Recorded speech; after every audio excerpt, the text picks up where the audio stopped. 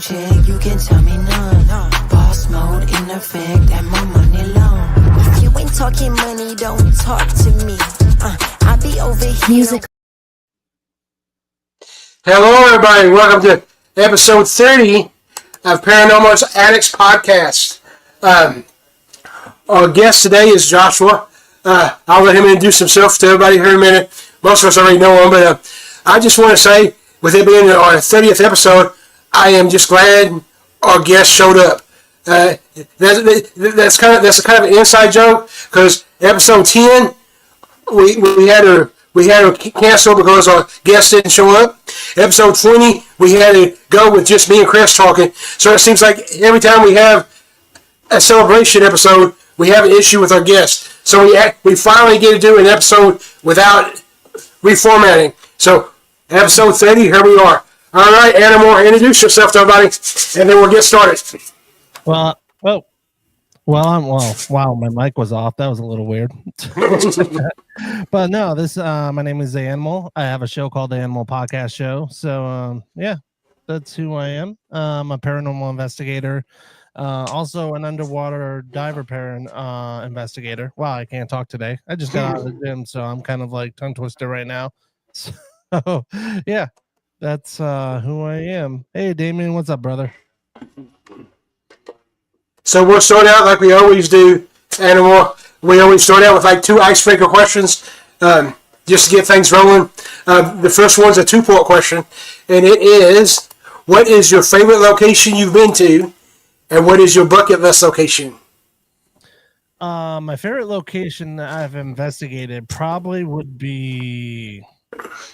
I'd say Brushy Mountain Penitentiary, because that's the most, I would say, paranormal-wise, I've had stuff happen that you would see out of a movie. So I would say that would probably be my number one. And probably my bucket list location would probably be, what's it called? It's Dracula's Castle. I can't remember. In Transylvania. Yeah, in Transylvania. That's my number. I would love to spend a night in that castle. That castle is pretty dope, so I would love to spend time there and see what would happen there just by myself. That'd be pretty cool.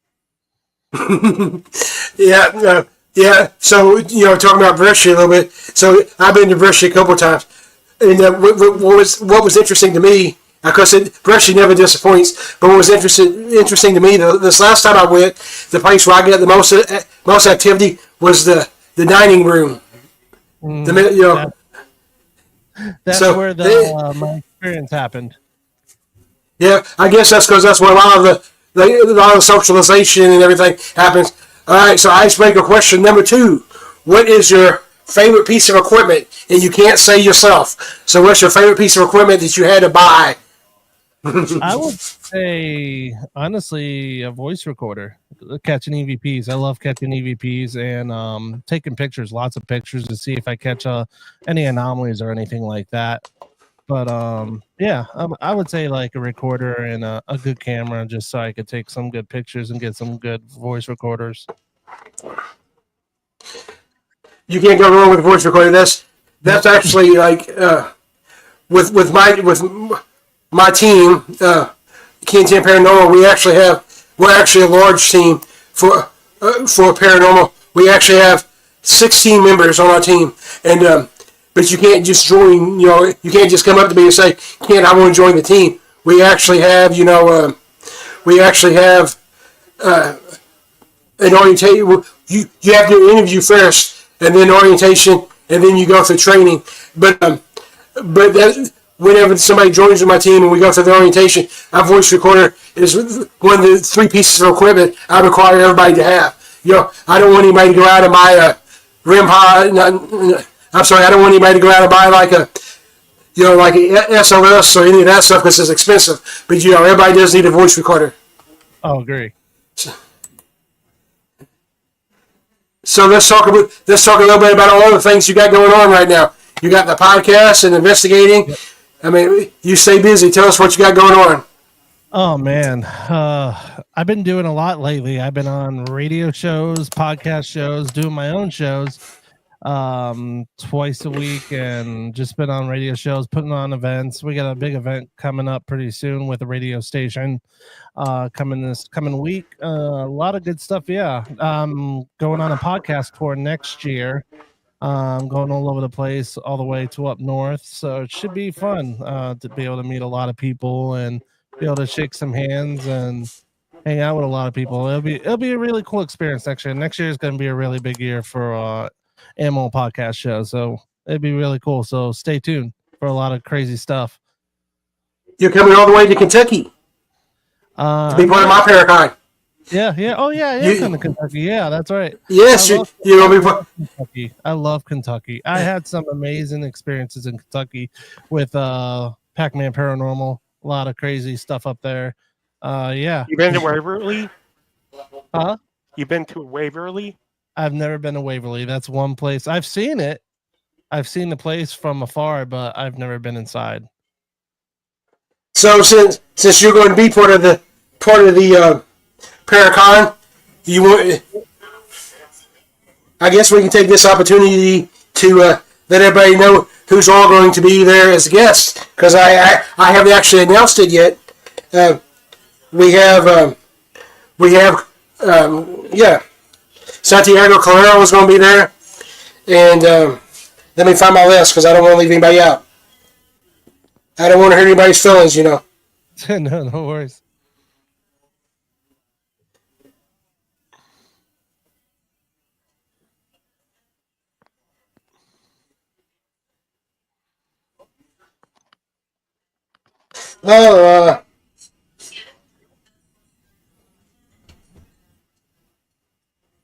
Okay. I know I'm slow. I'm sorry. Oh no, you're good. My smartphone's smarter than I am, I think. Okay, so here we go. We got Santiago Cruro. We got Dylan Munson, from Taps. Then we got Gavin and Paula Kelly. We got Larry Insel III. We got Kaylin. I think I mispronounced that. Kalani, the Ghost Hunter. And then Robin Sarah's going to be there. That's awesome. Then we got the rest of Rex, Sean Kelton, Pat Fitzgerald, Paranormal 30 is going to be there. Barbara Hosey, Steve Denson, Steve E. Hasher, Sabrina Marie, and Jason Lassiter. So we're going. This will be our first year of 2 days. So we're kind of excited about that. Awesome. And it's a good lineup. I mean, this, and of course, part of it goes to charity too. We always pick a charity every year. This year our charity, for the people that don't know,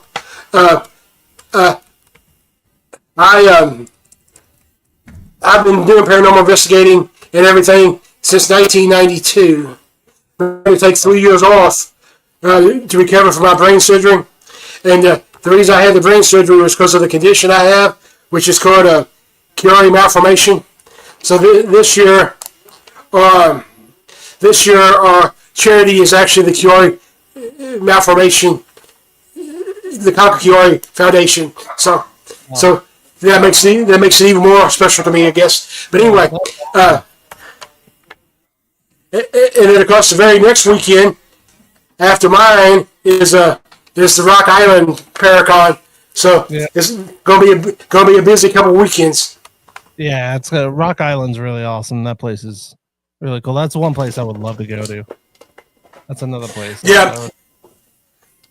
Well, I'm planning. I got it on my calendar for next year because they're doing the podcast section next year. So I'm going to try to be part of that. So before we talk more about future events and stuff, let's talk about you as a investigator. I mean, so what made you get into investigating?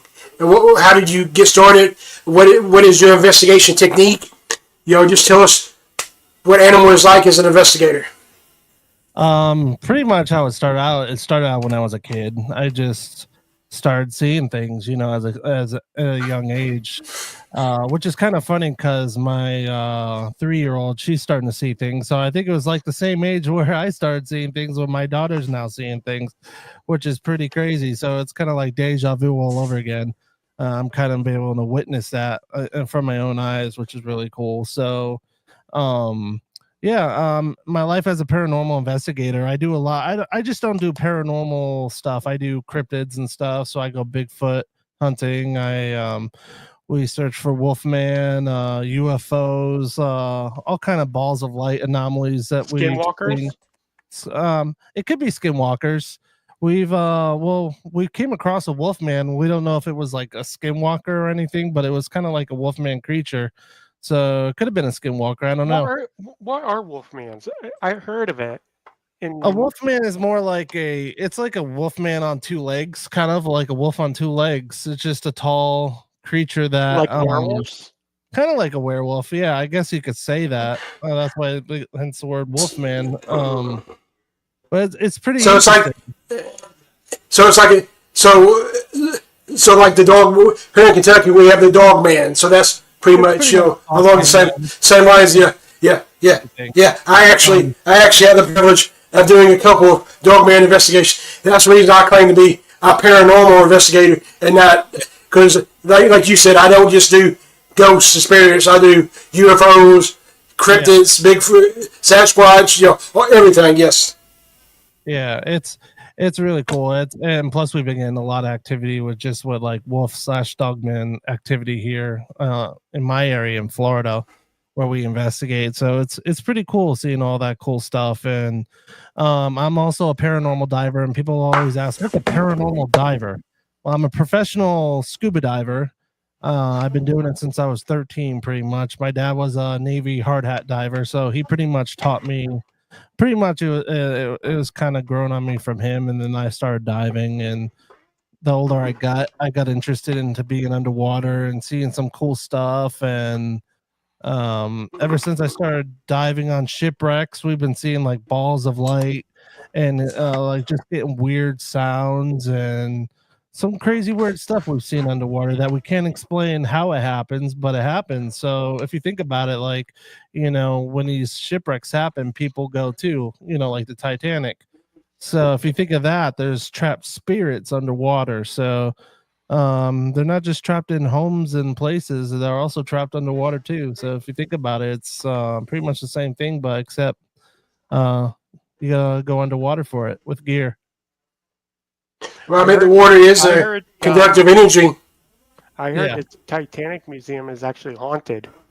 I have heard that too. There's a Titanic Museum in Tennessee. I haven't been to it. I used to live Gatlinburg. I used to live in Tennessee, and I've never been to that museum. As much as time as I've driven past it, I've never been to that museum. I would love to visit that museum one day. Last time I was down there was before the museum was there. I'd like to go to it too. It's one of those things, it goes to the argument which we'll discuss here in just a second about whether the reason the museum is so supposedly haunted is because of the attachment to the objects from the Titanic, and so hold on, Ryan, Jonathan, fix my screen. What's wrong with that? I can't see me, and I can't see all this stuff on there. Yeah, so I lost it. Yeah, so our friend Mark Brown said it is haunted. He's investigated Pigeon Forge. I said Gatlinburg, but yeah, Pigeon Forge, Gatlinburg, 6 and 1, half dozen. He's going back on February 8th. So, awesome. Let's talk about. It's not doing that. Let's talk about. Let's go ahead and let's talk about what's your take on, since we just mentioned it a little bit, what is your take on whether objects can be attached, if something can be attached to an object, because everybody knows about like Annabelle or whatever. So do you think things can attach to objects? What's your take on that, Animal? Oh, I definitely think things go top to objects all the time. Actually, I have a story a long time ago when I was younger. This pastor told me a story where he went to a home where he was talking. It was weird. There was a TV outside of these trash cans. And this is weird. I'm not trying to get all preachy or anything, but like this pastor started talking and praying to this woman. And when he started praying for this woman, this TV shot across the yard and shattered in pieces. That's poltergeist activity. Yeah, it's crazy stuff. A lot of stuff can be attached to it. Could it be positive or negative? Anything's possible. Hey, Danny, how's it going? Well, she'll be on my show pretty soon. That'd be a really good one. Anyways, yeah, definitely. Yeah, things can be attached to stuff. 100%. I believe it. I might have some stuff in my house that could something be attached to because my house is very haunted. So, yeah, that's my take on it. So backtracking a little bit, you said that, you got into this because as a kid you was able to see and see, and then do you say your daughter or your son? My daughter. Your daughter is starting to. That's why I got into it. I don't have the first memory I have of it is I was 5, but that's also my youngest memory because I don't have much of a memory of my childhood because it was a rough childhood. But yeah, I always have the ability to communicate and talk to her, so that's what got me into it too. So yeah, and I have a theory that or most kids, all kids have the ability to see and communicate to him. Yeah. As we get older, for some reason we lose it. I don't know. I don't know if it's because we were taught to, we're told that it's not real, or we just stop, whatever. But yeah, I tell people all the time that if they if the kids tell them that they have an imaginary friend, they might want to ask a few more questions because there may be more than just an imaginary friend. Yeah. So let's talk about. I'm going to get this question out there early. This is what I call my Mac Daddy question. So animal, tell us why do you think there is so much controversy and drama? Let's use the word drama. Why do you think there's so much drama in the paranormal field right now? I don't know. It's just I feel like with me with drama and stuff like that, I just try to stay out of it. What I always say is keep your circle small. And just have fun. This is what it's about. Hey, Sam, she was just on my show. How's it going there? Oh, amazing music video, by the way, Sam. That was amazing. But it is very hard to stay out of it. It all depends. Like with me, I try to stay out of it. Just don't even say anything. Like my motto is just don't say a word. Just be you and have fun and show the happiness, because that happiness will show through and people will see it. That's what I say about that. The whole drama thing, I don't know. It's just weird to me, but I stay away from it. I don't do drama. I try to stay away from it myself. And even when it comes into me, I kind of just push it away. Just my goal is to leave the paranormal field better than it was when I got into it. Yeah. So there's no, and my thing I always say, the paranormal field is supposed to be about community, not competition. So we're supposed to be helping each other. The whole thing with energy flows with attention. Sort of. Very good, Dana. I could say it better myself. So I think with me, like on my show, I always want to, through my show, I want to show the positivity of love. If people could get out of my show one thing that it was positive and they learned something, or that they just see the compassion out of it, then I feel like I've accomplished something, even if it's just one person watching. I'm not all about numbers or anything like that. I just want to share the experiences of what people are doing in their lives and be able to share that love with everybody, because that's what it should be about, is loving each other and or family. That's what it's all Right. about in the paranormal. That's what it's all about, is to share that love and to be there for each other no matter what. I completely agree. So, yeah, no arguments here. I don't do drama. I mean, But the question is, where did that go? Where did that go? It's all gone. It's all about drama now. Oh, I But- don't know. I tried to stay, like I said, I try to stay Yeah. out of it. I'm just, if I see something on Facebook, I just ignore it and I just move on. Yeah. That's all I do.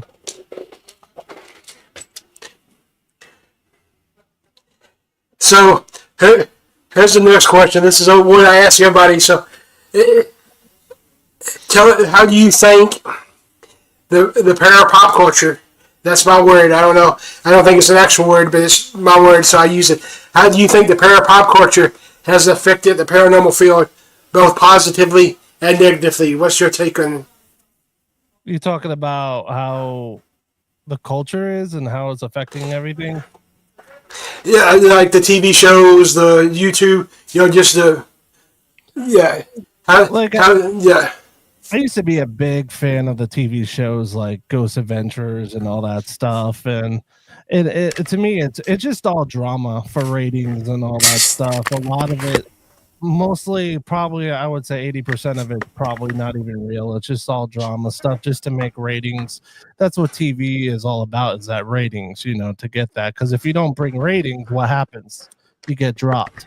So what it does to pop culture today, I really don't know. Like, honestly, I think my opinion is that I feel like, the ghosts that we investigate compared to on TV, it's a lot better than watching it, because I'd rather be in a place that's haunted and dark and creepy than just sitting on a couch and watching the television, because I feel like I get more of a thrill on that than just watching show. Even though it could be funny sometimes, watching Zach beg and scream like a little girl is funny sometimes.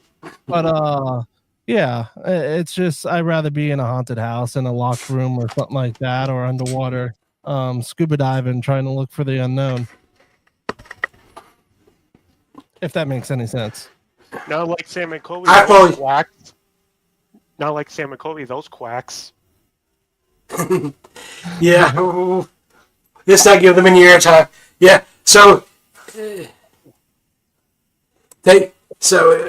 Randy says it takes away from the general investigations.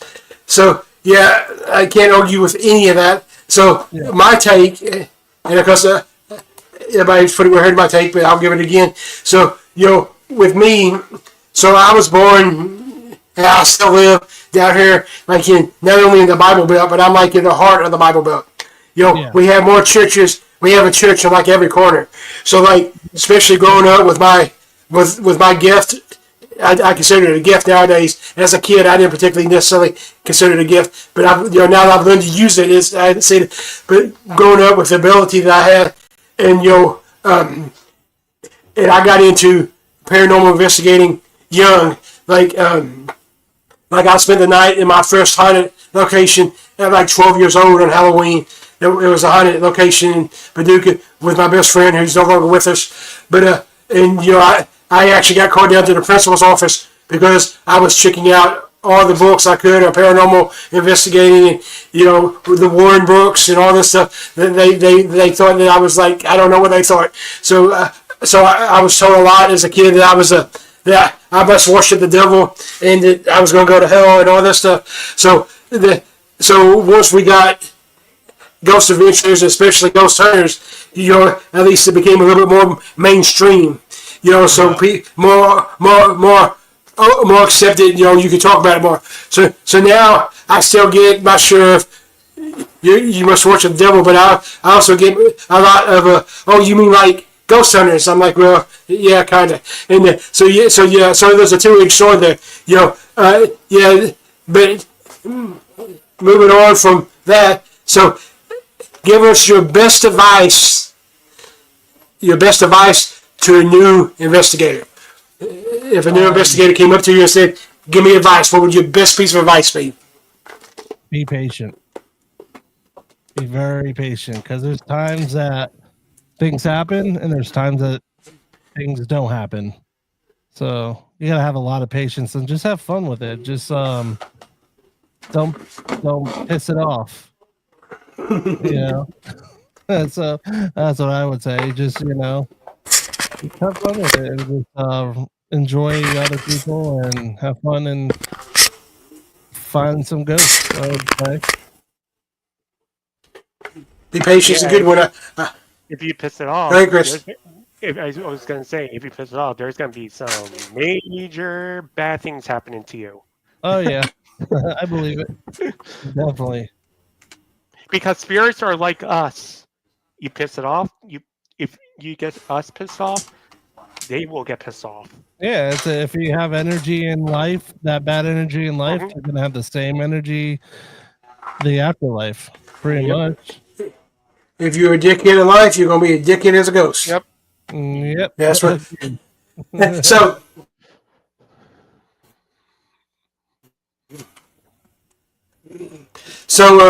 Yeah, I like to be patient. I think that's good advice. I tell during my orientation at spell that I do when we have new members on my team, I tell them that they really have to think about paranormal investigating like fishing. I'm like, you may be out there for hours and hours and hours and not get anything. But once you get something, it's like the moment that you've been waiting for. But you may not get anything. But yeah, so you have to be prepared. Let's see what Damien says. Damien, question. I know different locations are more active than others. I can't talk over a second. I know different locations are more active than others. But would you say there's been an increase in activity in a whole, or has technology got better and more documented now? I would have to say maybe. I don't know. Like right now, like technology and stuff. You got to think about technology because I work with a lot of technology, especially with my job and stuff. And when you interfere a lot of stuff with other technology, it'll give you false readings, like an EMF detector. You know what I'm saying? That's why sometimes technology could be questionable. Is it actually paranormal? Is it actually something that's man-made? You know what I mean? That's why I always use less technology, if that makes any sense, because the less technology, the better experience you can have, and it's more likely that it is paranormal than it is technology. Like, let me give you an example here. I went to a case locally here in my town where they were seeing paranormal stuff like crazy, and they were vomiting and nauseated, and as a married couple they would fight all the time, and they would tell us this stuff, and I was getting EMF readings all over the place. I'm like, holy crap, as soon as I pulled the EMF detector, it was like blinking everywhere, no matter where I put it. So then I realized in their backyard they had an electrical grid in their backyard, which creates big EMF. So that's the thing, is like you never know if you never know what you're gonna run into, especially as a paranormal investigator. It could just be something that's another mechanical thing that's defaulting on like that EMF meter. You know what I mean? So that's what I'm saying. Like the technology, to me, it doesn't really matter. I mean, technology will get better and better and stuff, but like with the paranormal and stuff like that, like I always tell people to be careful of all the equipment you have out there, because it could be false. You get false, and it could be that what you're getting is something else than other than a ghost. Well said. So my take on Damien's question is this: I don't know if locations are more active now than they were in the past. I think it's now there's people actually wanting to find the answers, and we have the ability whether it's through technology or just through being sensitive to it, that we now know what to look for. So we can document it better. So Mark says, I think it's just better documented, not due to technology, but the fact that it is more accepted. Yeah. So now since it's more accepted, people don't feel judged, so they're documenting it. There's more people willing to go out and say this has happened. But going back to your story about the EMF in the grid, so we did a residential investigation. We were a team that still does residential investigations, and of course, like everything else, we have a process before. Obviously, if I have a process before people join me, I have a process before we do an investigation. So the process for us to do investigations, first there's a phone interview, and I always do the phone interview, and we actually have a questionnaire that's typed out that we do the phone interview for. Then we do a in-person interview, and we use the same questionnaire, but with the in-person one, we record it on the voice recorder, we video it, and with it, me and my 2 team leads go. And while me and the 1 team lead, we do the interview, the other one does a mini investigation. They go and do a baseline with the EMF, baseline with the SLS, baseline with everything, so we know what the baseline is. So we get to this place, and it ends up being a really good investigation. Luckily, we were able to help the family. But the first thing we noticed that was kind of odd is they had a Wi-Fi box, and a Wi-Fi box is going to usually give off semi-high, but for some reason this one was giving off like 118. Wow. I was like, that's unreal. I was like, so that was the first thing that we had to, that's the first thing we had to debunk. Anybody that gets high EMFs in the living room, it's the cable box. So so you have to know what you're investigating. Me, and from the way you talk, you seem like the same way. I go into an investigation trying to debunk everything. Yeah. If I can't debunk it, then maybe it's real. But I want to debunk it first. So yeah. That's why debunking is actually very important in a paranormal investigator's, job, where we gotta debunk things before we could actually realize it's actually paranormal. You know what I mean? Right. And talk about like all the technology we got. To me, being an experienced investigator, especially with my gifts I got, I like using my gift. I trust my gift. I trust my instinct. But when I do like a residential investigation, I like to have those thermal images. I like to have those EVPs to show to the client, because it makes it easier for them to believe. If I can go to a client and be like, look what I captured on the thermal camera, or look at this EVP I captured, For whatever reason, it makes it easier for the homeowner to buy that than to me just to go up to him and say, "Well, this is what I sensed. This is what I saw." If I have the technology, the science, it just makes it easier, in my opinion. Daniel says he's more critical of his own evidence than others. Do you believe spirits make phone calls? Spirit make phone calls? Yeah. I believe that. Yeah, I believe spirits can make phone calls. I've heard of stories of that where they get a call, all of a sudden they hear a voice, and all of a sudden there's nothing. Mm-hmm. It's weird. Unknown call. Yeah. Yeah, I've heard a lot of stories with that all over the place. It's just manipulation of radio waves. So I want to experience it, but it's only a matter of time when I do. But I don't know when. I haven't experienced it personally, but who knows? Maybe one day I will. I don't know. My house is haunted, so a lot of stuff happens here, so you never know. What do you have that goes on there? I get a lot of shadows. I can hear voices all around. We've had apparitions show up Doors open and shut. You could pretty much feel the energy in this house. We've had picture frames fly off the wall right in front of us. We've actually had the door unlocked and open by itself in front of us. A lot of crazy stuff like that. Do you have any haunted objects in the house, or?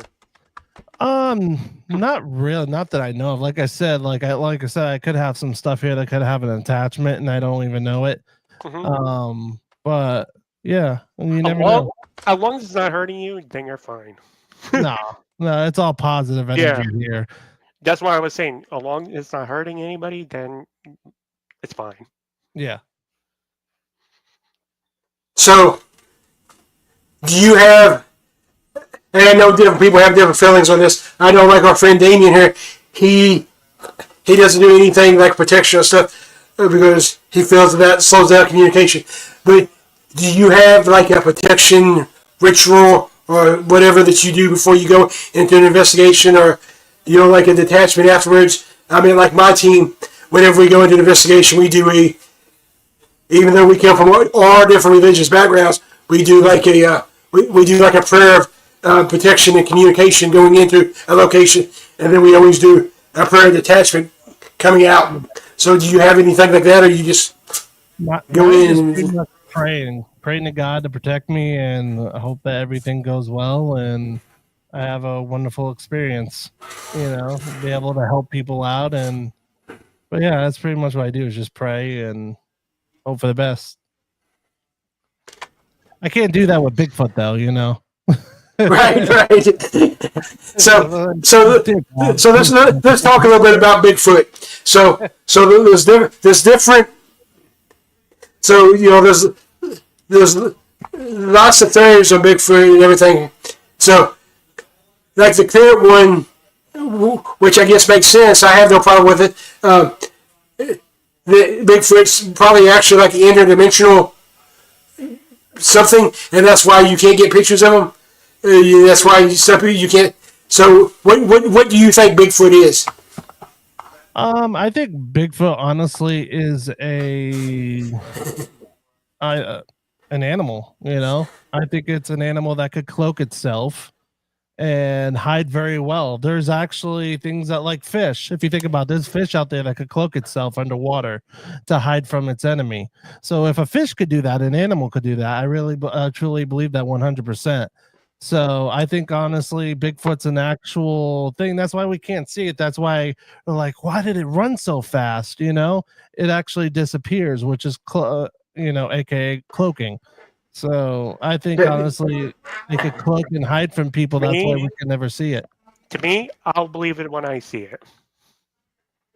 So yeah, I think that's a good theory. I think that's the theory I'm going to investigate with moving forward. So I've always kind of figured that like you have Bigfoot, Sasquatch, Yeti. I kind of think they're kind of all the same species. They may be subspecies of the same species, but they've just adapted to their climate. So like Yeti is he adapted to the Arctic weather. Bigfoot. Does that make sense? And so yeah, octopus, chameleon, etc. Yes. So Damien wants to know: do you have a music list you have to go get spooky vibes en route to an investigation, or do you do random radio? I just listen to some rock music and country music.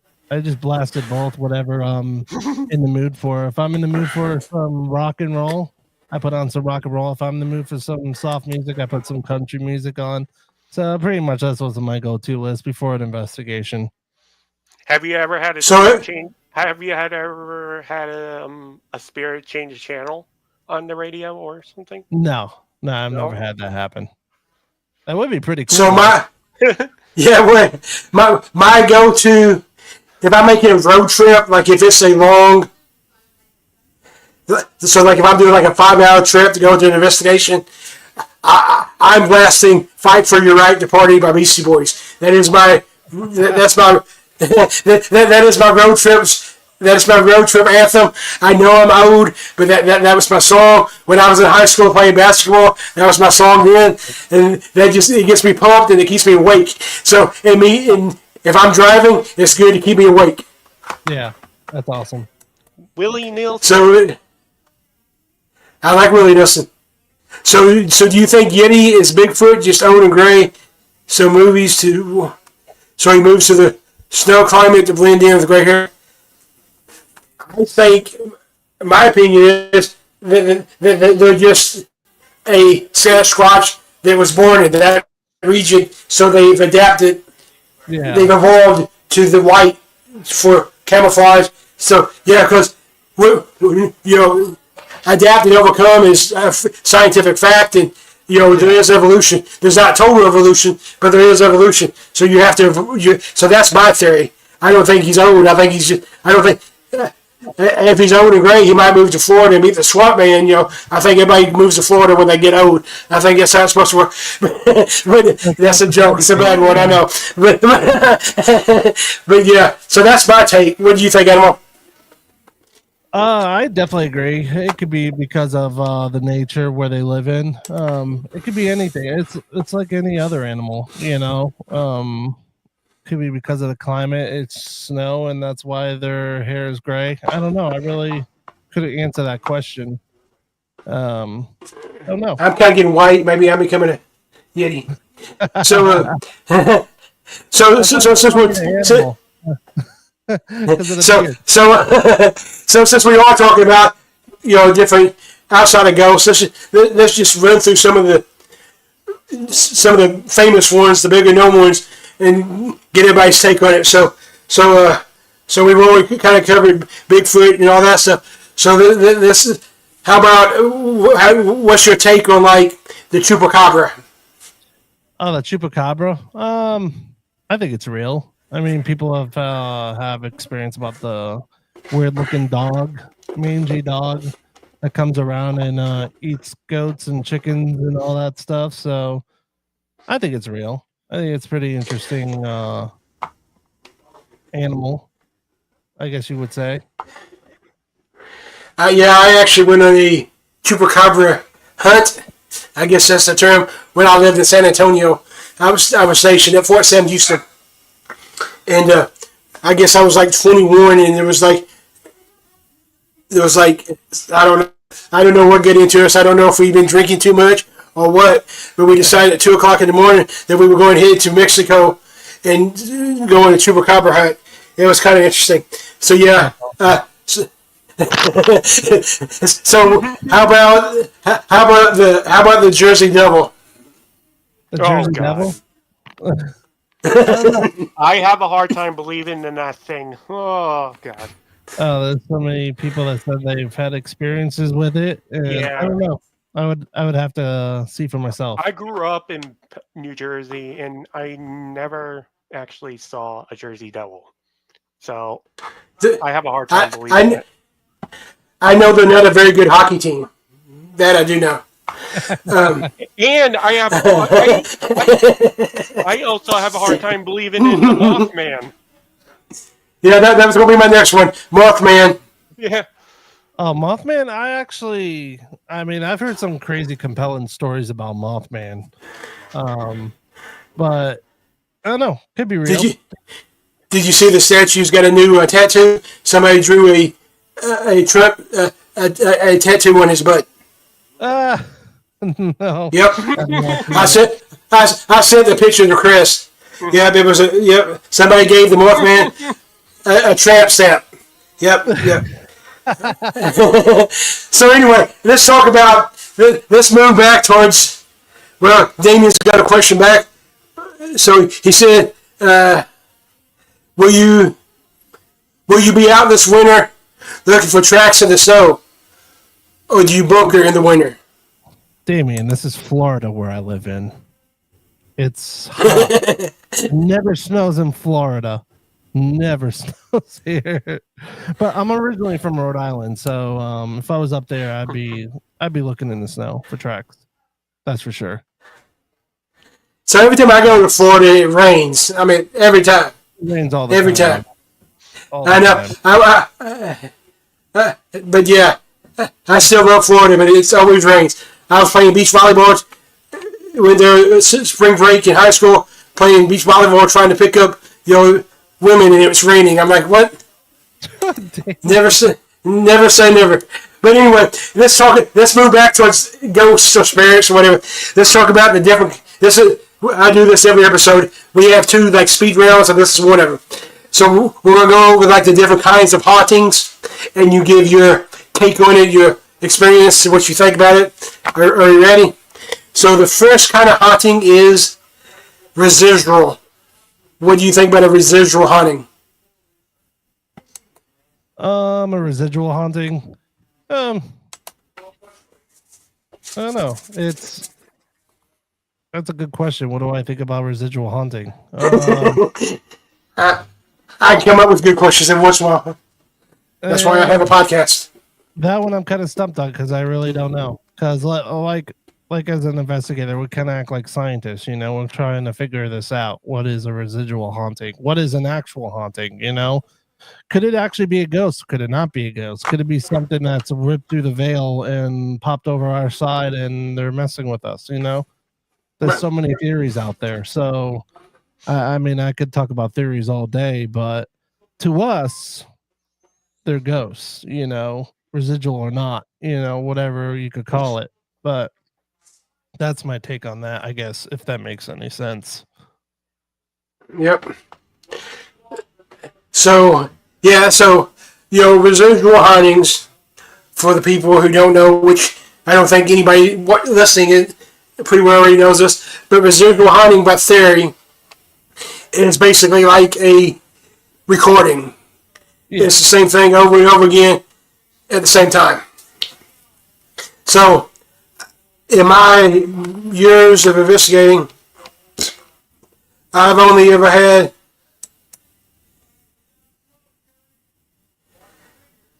that's true, Timmy.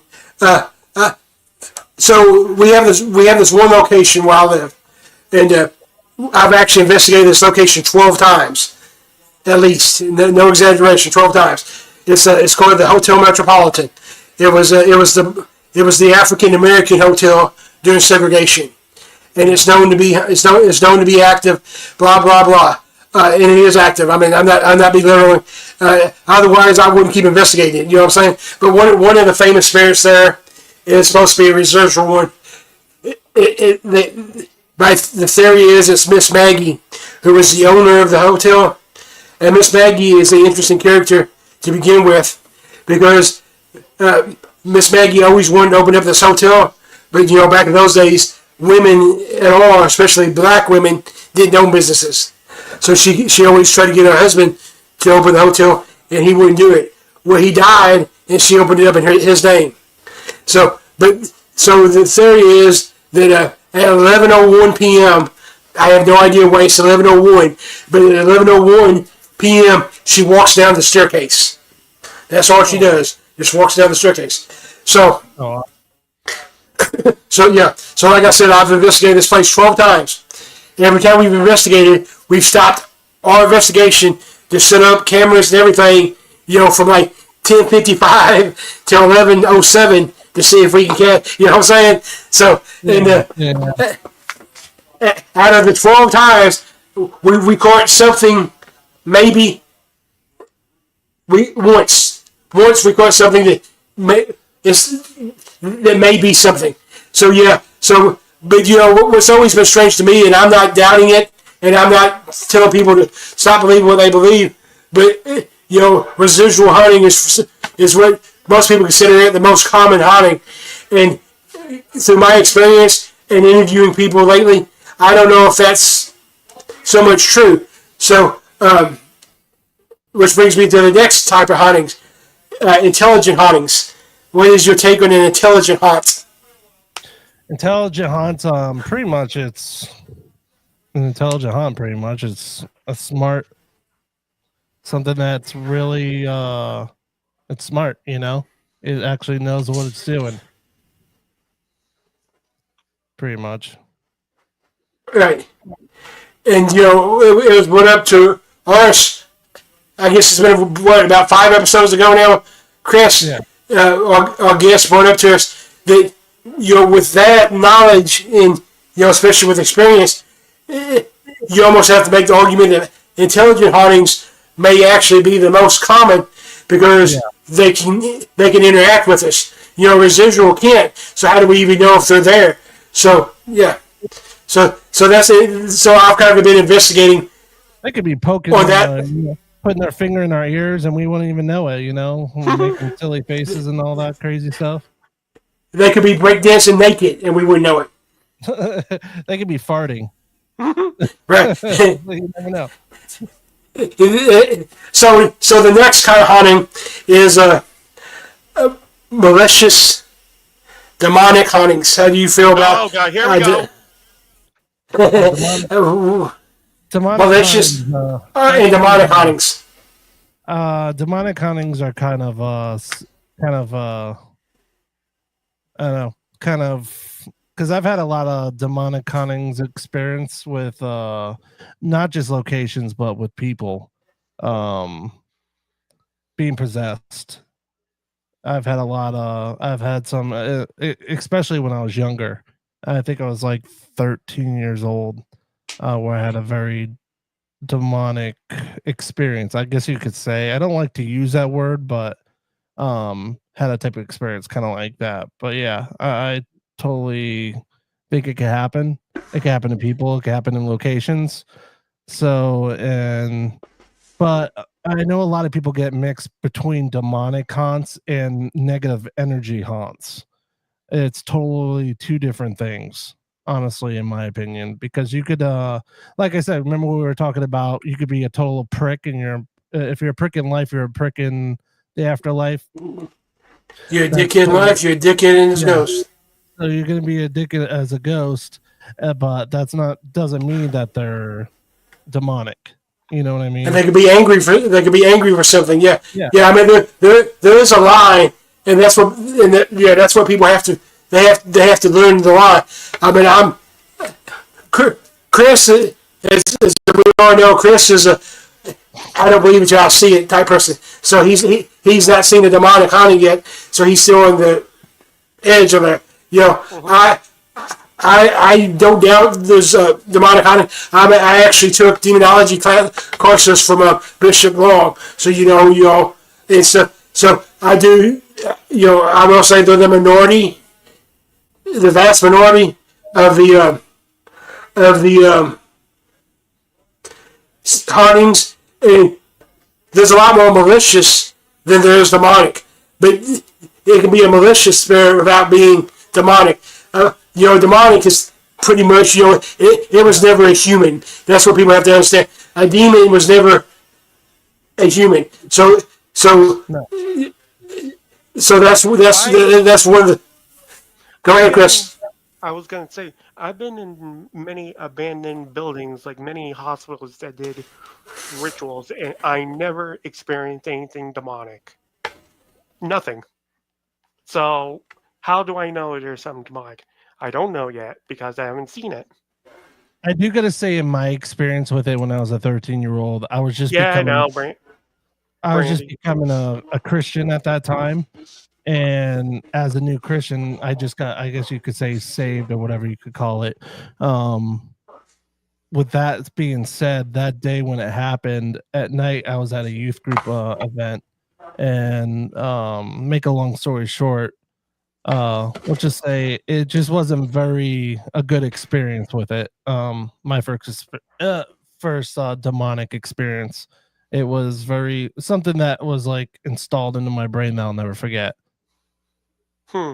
It's something you'll never forget. It was very tragic for me as a 13-year-old because it felt like you were being suffocated. I guess you could say, in a way, being suffocated and like breathless, like almost dying in a way.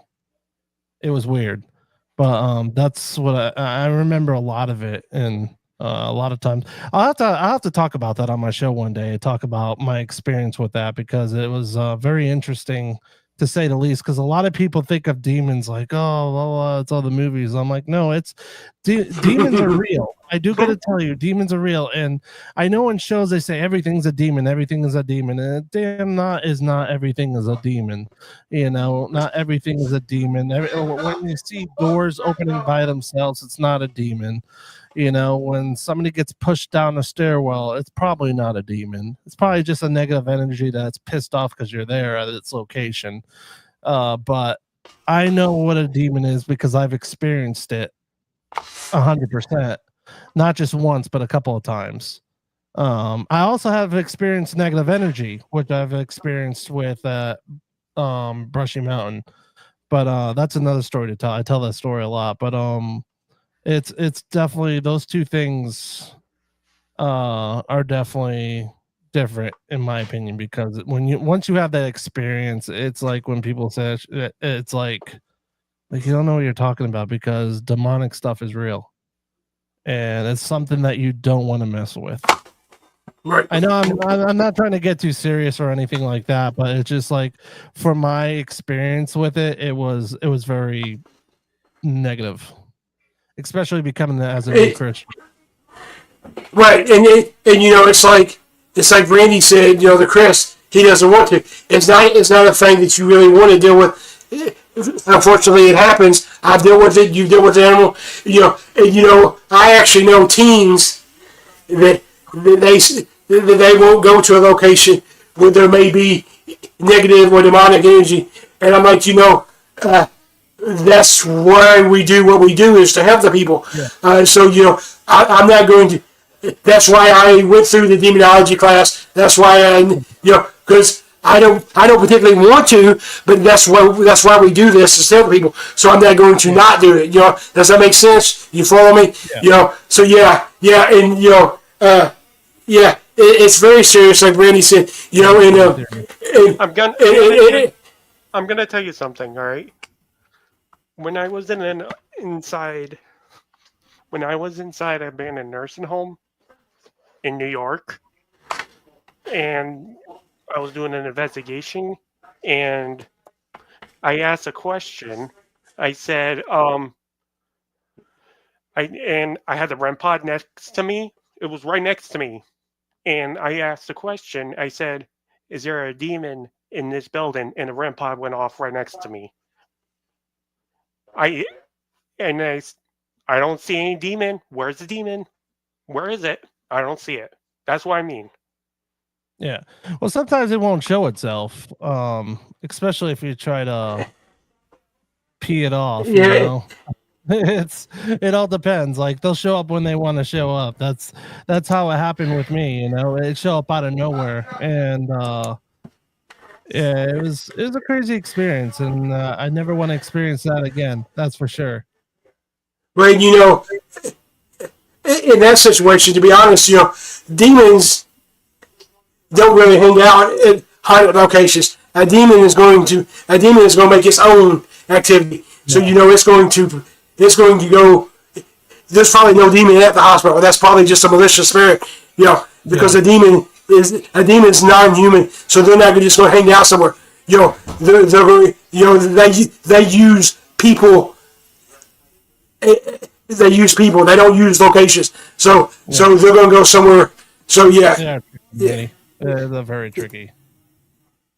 And and another thing, this is something that we're dealing with now. My team, we're doing a location to help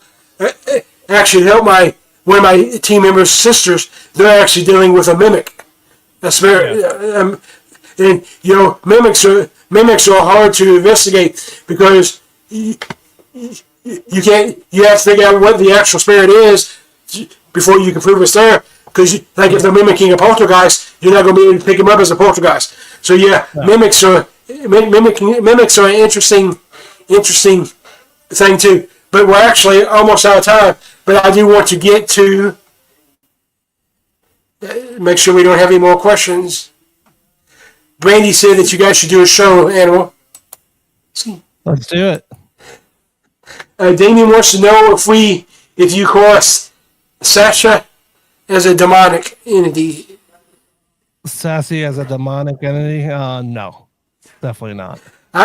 No, it's more of a supernatural, elemental, witchcraft type thing. Does that make sense? But yeah. All right. So let's get our last speed round in. We may go over a minute or so, but I don't care. So in this round, Animal, we name different kinds of locations, and you give your take on. You got it. So let's start out. Where I always start out with. What is your take on investigating a cemetery? Oh, cemetery! I love investigating cemeteries. I've done that for a long time. Get a lot of stuff there. You know, I've experienced children. There's a lot of children at cemeteries, ghost children. A lot of just phenomena, weird, crazy phenomena. I did an investigation one time at a very old cemetery where my friend got grabbed in the leg one time. Yeah, a lot of cool stuff that happens at a cemetery. You never know. But doing it respectfully, though. I do investigations in cemetery, and I get some stuff, but not major stuff. Yeah. But I did hear a whistle one time. In the daytime. It all depends. Not all cemeteries are crazy haunted, and some are very I heard haunted. a whistle in the daytime. So that's cool. I never get that feeling. Well, you know, you can get results in the daytime. So this is a little bit off subject, but I'll go ahead and add this. So the reason we usually investigate at night, not always, but the reason, the theory is there's less interference, there's less, noise, less radioactivity, just less interference. So that's why most activities are done at night. But if you think about it, ghosts they're just living their life. So they may actually be more active during the day, especially if it's a residual. So my cemeteries, I used to do a lot, but I don't do as much anymore. As far as like just a regular cemetery, but like you said, if I do it respectfully, and that's just because the reason I don't do a lot is because unless I'm there investigating a specific claim, I feel like I may be trespassing on somebody's peaceful time. Yeah. So, but with that being said, we do have a cemetery that we go to all the time. It's called Camp Beauregard. It was actually a Civil War basic training camp before it became a cemetery. So it's really active. So that's pretty cool. So next location is hospitals. Hospitals are pretty interesting. There's a lot of death that comes out of hospitals. So my favorite locations. Yeah, I think there's a lot of haunteds in hotels, especially when they're abandoned. Going on haunted abandoned hospitals. Those are pretty cool and creepy looking. Something out of a horror movie. Yeah, we actually train in an abandoned hospital. This in Carroll, Illinois. That's what I do. That's where I train my team. As big as my team is, obviously I have to have a training location. It's been abandoned since 1988. Oh wow! So it's absolutely good at no wires, no anything. And I've got some of the craziest EMF readings I've ever got there. On a thermal camera, I got an image. I took a picture of two of my team members, and I got in the picture. I got Denise, and then I got a 6-foot human shaped heat signature beside them, and there was nobody else on the floor. And then we was investigating with JB Coates. I don't know if you know JB, but we were investigating with JB, and JB's thing is she likes to go live everywhere she's at. So she decided to go live, and while she was live, I got a scratch across my face live. Wow. So it's a cool place. Maybe when you come to the Paracon, I can take you out there. So I'd love to go out there. That'd be pretty cool. Yeah, well, we'll make sure we get there then. So, the next kind of location, which is kind of the same but not exactly the same, is asylums. Asylums? How do you feel about asylums? Yeah. Crazy. A lot of crazy stuff happened in Silence. If you know what the history is and what happened and all the crazy people that's been through it and stuff like that, it's like we said, negative energy. There's gonna be a lot of negative. There could be positives too, some sad.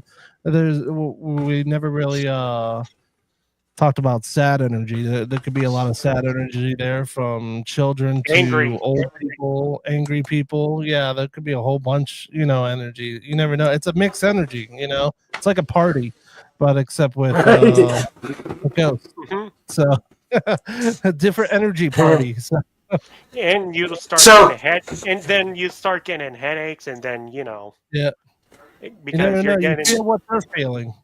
you get in heavy. And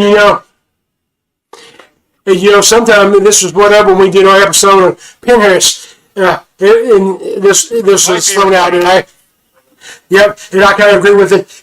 A lot of times, like you said, max energy.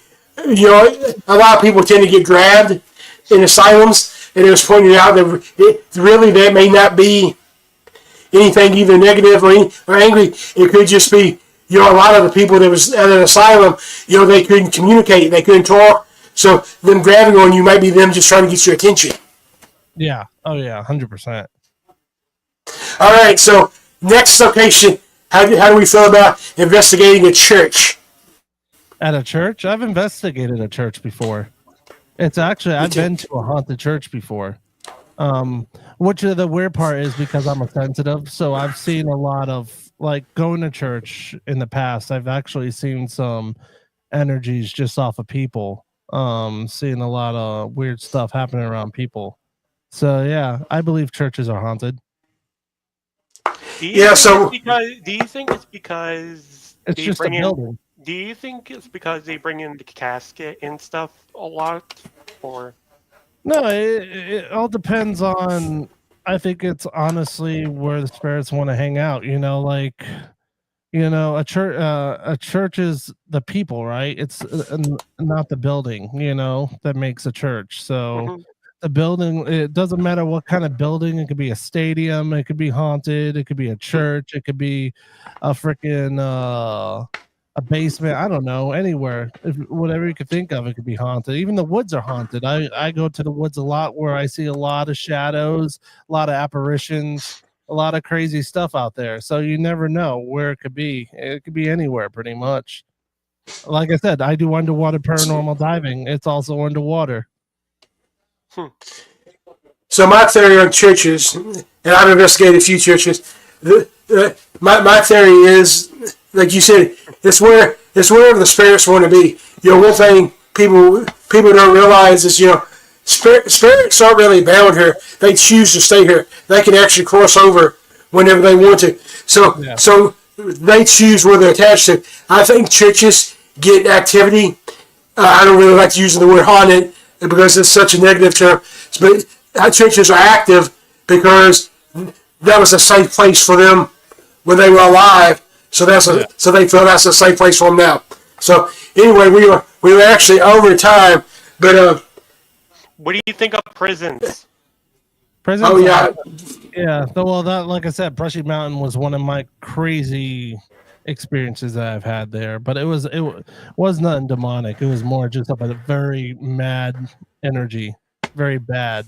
That was probably a prisoner or whatever it was that did something very negative. So yeah, I would say And pretty crazy. one more thing. What do you think of Go, funeral Chris. homes? What do you think of funeral homes? Think of what? Funeral homes. Funeral homes? Oh yeah, definitely. I've been to funeral homes that are haunted. Definitely. My cousin works out of a funeral home and does some cool stuff, and get some experiences there. But yeah, definitely, I believe it. yeah. I got to investigate an abandoned funeral home. One of my friends in the field called me, and it was a location that they've got permission to do like a long-term investigation on. And they had been the only team to investigate it. And he called me and he's like, Ken, I want you to come. I want you to bring your team and see if you can get anything like we got. But he wouldn't tell me the history of the place. So so we get there, and as soon as we get there, first thing that happens is we're doing the walkthrough, and I get to the staircase that leads downstairs, and like a field comes over. They don't want me to go in the basement, and then the temperature just drops. Well, I go down to the basement, and I pull to this one room, and I start getting all kinds of stuff. Well, we come back up, and my friend Scott, he's like, did you feel anything? I'm like, I told him what room I went to, and he's like, yeah, that was the morgue.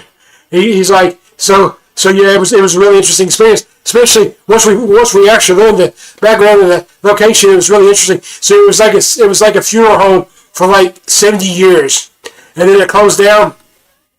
And when it closed down, this big property management company bought it, and it's in a college town. And what this property management does, they buy buildings and turn them into office buildings and apartments and stuff. Well, they was buying this one to turn it into a sorority house. And every time a contractor came in to do something, the spirits kept chasing them out. So that's where my friends got called in, and they called us in. So yeah, I definitely believe that. So, yeah. All right. So in closing, Animal, tell everybody where to find your podcast. Tell them what you got going on. Just tell them how to get a hold of you if they want to get a hold of you. You could get a hold of me on Animal Podcast Show on Facebook and YouTube, Twitter. Yeah, I'm on Twitter. I don't really use Twitter that much, but Instagram I do. Twitter is dead. Or X, whatever they call it. I don't use X anymore. X is now getting very toxic. Yeah, okay, I got one final question. Randy, who's winning the fight tonight? Tyson? Tyson, 100%. He's gonna knock Jake Paul out. If Tyson don't win, it's rigged. That's all I'm saying. All right. Yeah. Thank you for being on the show, Animal. And I'm sure I'll see you before then, but I'll definitely see you in September, if not before. I'll definitely talk to you before. Thank everybody for tuning in. Catch us again next week as we welcome Joe Frankie to the show. And remember, everybody, get haunted for life. Talk to everybody later.